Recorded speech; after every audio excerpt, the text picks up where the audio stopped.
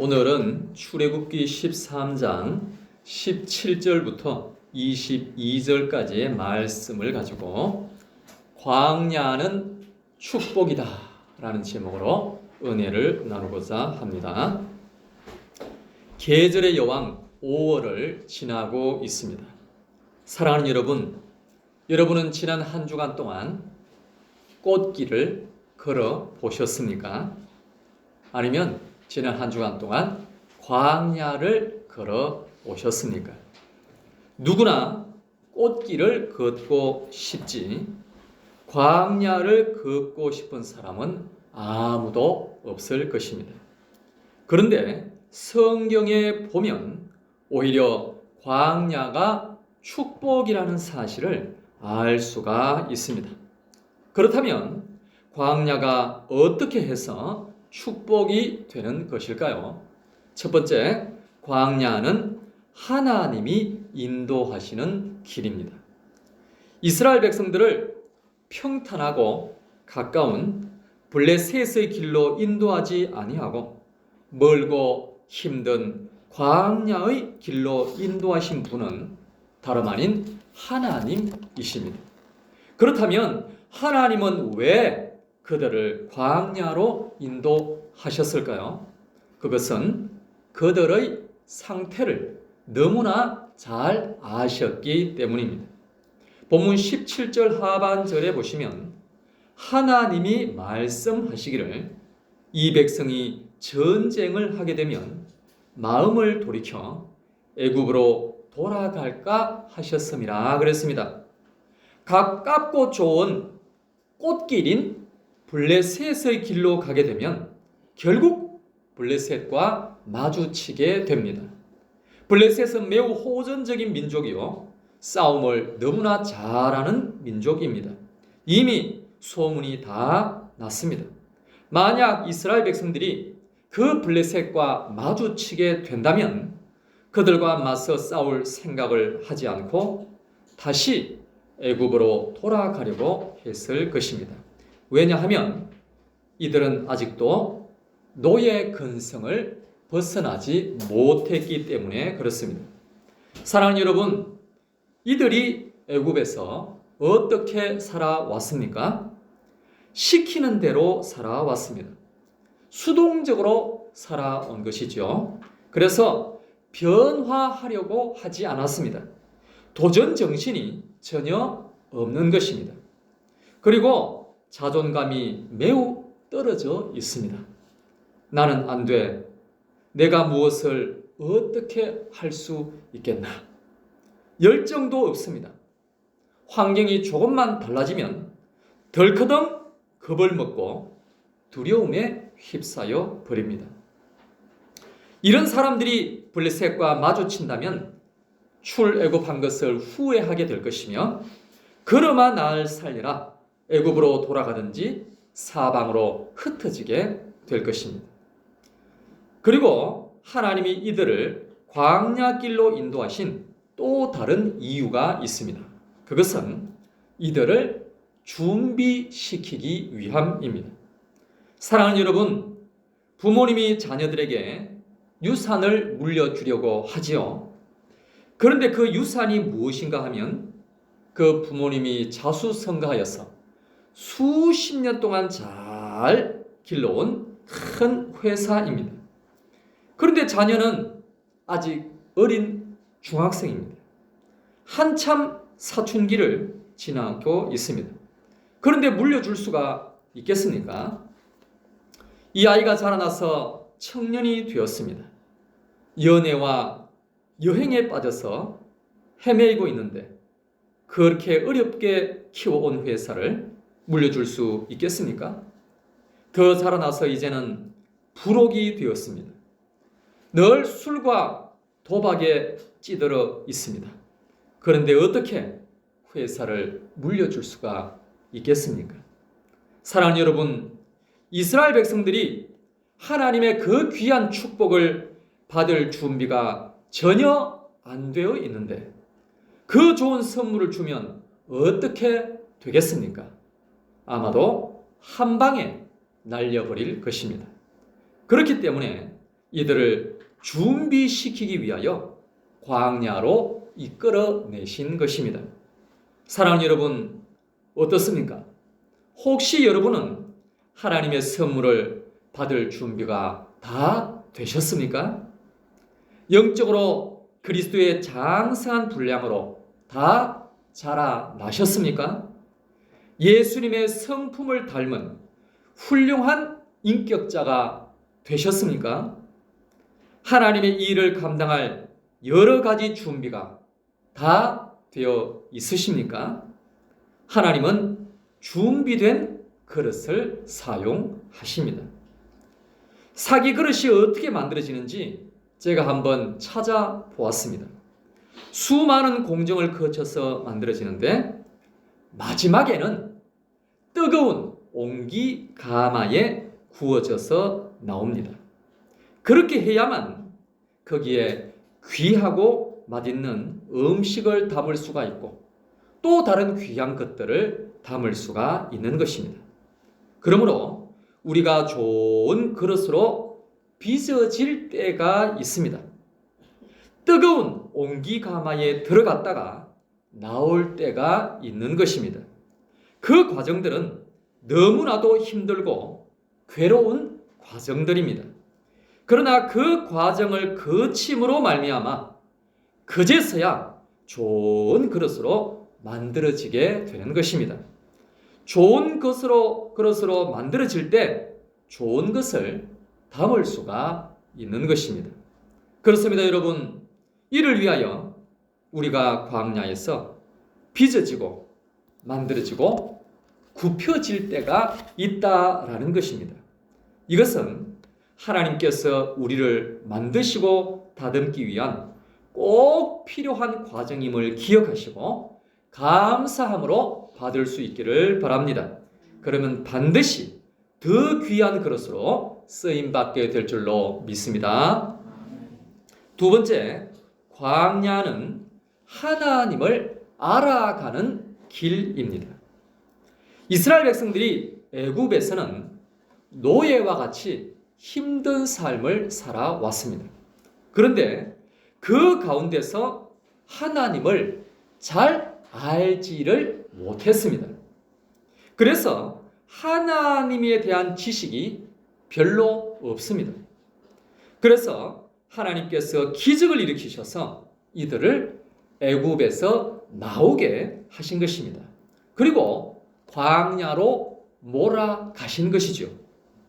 본문 21절, 여호와께서 그들 앞에서 가시며 낮에는 구름 기둥으로 그들의 길을 인도하시고 밤에는 불 기둥을 그들에게 비추사 낮이나 밤이나 진행하게 하시니, 낮에는 구름 기둥, 밤에는 불 기둥이 백성 앞에서 떠나지 아니하니라 그랬습니다.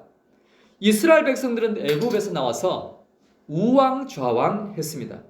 아니, 대체 어디로 가야 한다는 말입니까? 그때 구름 기둥이 나타나서 이들을 인도하십니다. 그런데 저기 보니까 애굽 군대가 잡으려고 쫓아오고 있습니다. 그런데 앞에는 홍해가 가로막혀 있는 거예요. 이들은 이제 다 죽었다라고 생각을 했습니다. 바로 그때입니다. 구름 기둥이 이스라엘 백성들 뒤로 가서 뒤쫓아오는 애굽 군대를 가로막아 버렸습니다. 그래서 이스라엘 백성들은 잠시 동안 안전할 수가 있었던 것입니다. 바로 그때 이들은 깨달았습니다. 하나님께서 우리를 인도하시고 지켜주고 계시는구나. 할렐루야. 잠시 후에는 동풍이 계속해서 불어오더니만 홍해를 갈라버렸습니다. 그리고 백성들은 그 홍해를 일반 길처럼 건너게 되었습니다. 아하, 하나님께서 우리를 건져주고 계시는구나. 광야에 들어가서는 먹을 것이 없을 때 하늘에서 만나와 메추라기를 내려주셨습니다. 아하, 이 광야에서도 하나님께서 우리를 굶기지 아니하시고 다 먹여 주시는구나. 물이 없어서 목말라 죽을 것 같았는데 반석에서 물을 내 주십니다. 아하, 하나님께서 물을 주셔서 우리가 죽지 않게 하시는구나. 사랑하는 여러분, 여러분은 광야에서 어떤 하나님을 만나셨습니까? 광야에서 하나님을 얼마나 알아가게 되셨습니까? 지난 5개월을 한번 돌아볼 수 있기를 바랍니다. 모든 것이 평안했습니까? 모든 것이 잘 되었습니까? 그렇지 않은 경우도 참 많을 것입니다. 우리가 원하지는 않지만 우리와 늘 동행하는 친구가 한 명 있는데 그 친구의 이름은 고난입니다. 이 친구는 항상 우리를 따라다닙니다. 이제 좀 그만 따라오너라 그래도 변함없이 우리를 따라다닙니다. 그래서 시시때때로 우리를 힘들고 아프게 하는 것이죠. 그때 우리는 무엇을 했느냐라는 겁니다. 그때 우리는 어떻게 했느냐라는 거죠. 이것이 중요하다라는 것입니다. 그렇다면 여러분, 이스라엘 백성들이 애굽에서 그렇게 힘들었을 때는 이들이 과연 무엇을 어떻게 했을까요? 출애굽기 2장 23절에 보면 그 여러 해 후에 애굽 왕은 죽었고 이스라엘 자손은 고된 노동으로 말미암아 탄식하며 부르짖으니 그 고된 노동으로 말미암아 부르짖는 소리가 하나님께 어떻게 된지라 상달한지라 그랬습니다. 백성들이 잘한 것 하나는 고난 중에 부르짖었다라는 것입니다. 그랬더니 그 소리가 하나님께 상달이 된 것입니다.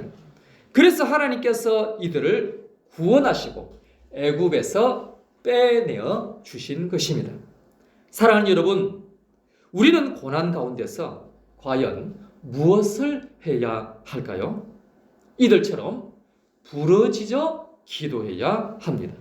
그러면 이를 통하여 하나님의 역사를 경험하게 되는 줄로 믿습니다. 또한 이를 통하여 하나님이 어떤 분이신지를 더욱더 알아가게 되는 줄로 믿습니다. 그런데 여러분, 이스라엘 백성들이 광야에서 나온 이후에는 어떻게 했을까요? 이들이 먹을 것이 없다고 하면서 불평불만했습니다. 그러면서도 기도는 하지 않았습니다. 그런데도 하나님은 어떻게 하셨습니까? 만나와 메추라기를 주셨습니다. 즉 이들이 믿음으로 기도하지 못하고 큰 잘못을 저질렀는데도 만나와 메추라기를 주셨다라는 것입니다.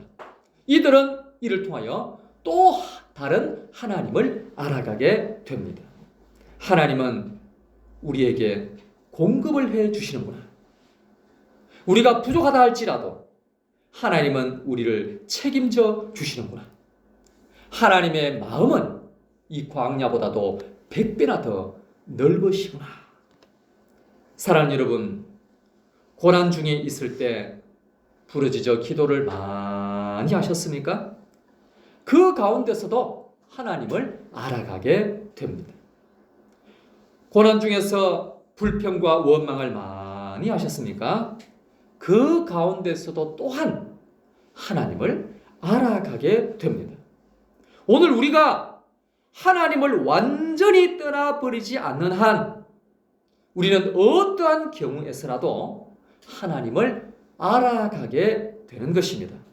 그러므로 나의 모든 상황 속에서 하나님을 더욱더 알아가는 우리 모두가 될 수 있게 되기를 간절히 바랍니다.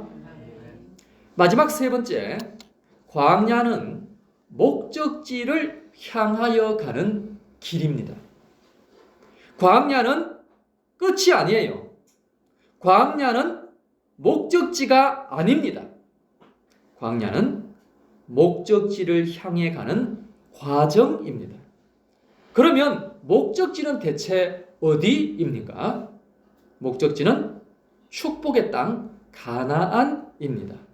가나안에는 하나님께서 예비하신 모든 부요한 것들이 있는 것이죠. 이 가나안은 두 가지 의미가 있습니다. 하나는 이 땅에서 누리는 하나님의 나라입니다. 또 다른 하나는 사후에 가서 누리는 영원한 천국입니다. 우리는 먼저 이 땅에서 하나님의 나라를 누리게 됩니다. 하나님의 나라는 당연히 하나님께서 다스리시는 나라이죠. 다시 말해서 성부, 성자, 성령께서 다스리시는 나라입니다. 그래서 성부께서 어떻게 다스리셨어요? 구름 기둥으로 백성들을 인도하셨습니다. 성령께서 어떻게 역사하셨습니까? 불 기둥으로 역사하신 것입니다. 그러면 성자께서는 어떻게 다스리셨습니까? 애굽에서 문지방에 발랐던 어린 양의 피로 다스리신 것입니다. 그래서 성자, 즉 어린 양의 피로 심판을 면하고 출애굽한 이후에 하나님의 구름 기둥과 성령의 불 기둥이 이들을 인도하시고 지켜주신 것입니다. 성부, 성자, 성령은 동일하게 우리를 지켜주고 계시는 줄로 믿습니다. 그래서 우리가 비록 광야를 지나고 있다고 할지라도 아무 걱정할 것이 없습니다. 성부, 성자, 성령께서 우리와 늘 함께 하시고 지키시고 복을 내려주시기 때문입니다. 이를 통하여 오늘 우리는 하나님의 나라를 이 땅에서도 누리게 되는 줄로 믿습니다. 누가복음 17장 21절 또 여기 있다 저기 있다고도 못하리니 하나님의 나라는 너희 안에 있느니라 그랬습니다. 그러므로 이 땅에서 하나님의 나라를 누릴 수 있게 되시기를 예수님의 이름으로 축복합니다. 그런데 여러분, 우리가 믿음이 아무리 좋다고 해도 여전히 육신이 있는 동안에는 걱정과 근심과 염려를 완전히 벗어날 수는 없습니다. 그래서 우리가 영의 마음과 육신의 마음이 끊임없이 싸우고 있다는 것을 알게 되는 것이죠. 그래서 우리는 날마다 갈등을 하게 되는 것입니다. 그러나 우리가 이 육신을 떠나게 된다면 저 천국에서 영원한 하나님의 나라를 누리게 되는 것입니다. 요한계시록 22장 5절 다시 밤이 없겠고 등불과 햇빛이 쓸데없으니 이는 주 하나님이 그들에게 빛이심이라 그들이 세세토록 왕노릇 하리로다 그랬습니다. 그러므로 성도는 살아서도 죽었어도 하나님의 나라를 누리게 되는 줄로 믿습니다. 그러므로 항상 그 하나님을 찬양하며 살아가게 되는 줄로 믿습니다. 사랑하는 여러분, 지금은 광야를 지나고 있습니다. 고난과 역경과 어려움이 우리와 함께하고 있습니다. 그러나 이 가운데서도 믿음의 백성들은 여전히 하나님의 나라를 누리며 살아가고 있는 줄로 믿습니다. 우리 큰 소리 한번 따라하겠습니다. 광야는 하나님이 인도하시는 길이다. 광야는 하나님을 알아가는 길이다. 광야는 목적지를 향하여 가는 길이다. 믿습니까?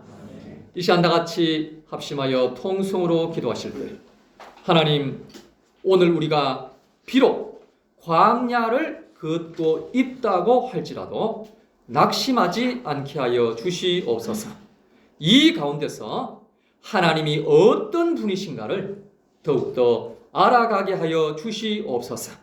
하나님은 우리에게 항상 가장 좋은 것을 예비해 두신 줄로 믿사오니 오늘도 믿음으로 달려가게 하여 주시옵소서. 그리할 때 광야 가운데서도 승리하는 인생이 되게 하여 주시고 승리의 찬송을 부르게 하여 주시옵소서. 다 같이 주여 세 번 외치고 통성으로 기도하겠습니다. 주여